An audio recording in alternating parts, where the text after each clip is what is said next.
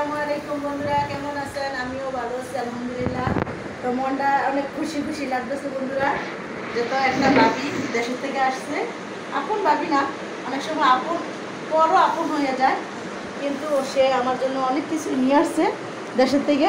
তো এই যে মানে ওই যে বাড়ি আঙ্গিনা যে সব মরিচ লাগায় না, এই মরিচ নিয়ে আসছে। আমার তাজা মরিচটা অনেক খেতে ভালো লাগে, আমার খুব ভালো লাগে তাজা মরিচ। তার সাথে আছে বোম্বাই মরিচ। দেখি কয়টা বোম্বাই মরিচ দিছে, এই 4টা 5টা। একটা আমার মেয়ে এটা ডাঁটটা ছিঁড়ে ফেলছে।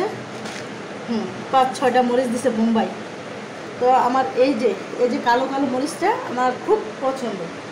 আমি মানে যদি এই মরিচটা বিকালে নিয়ে আসছে, মনে হচ্ছে যে বিকালে ভাত খাই, কিন্তু আমি তো দুর্ভাগ্যের ব্যাপার, আমি দুপুরে ভাত খেয়ে নিছি।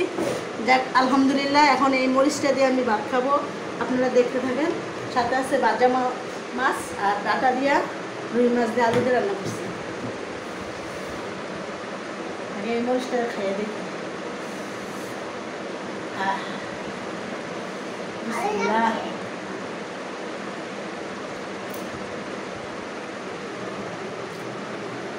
একটা দেশি দেশি একটা গ্যারান আছে মরিচটার মধ্যে।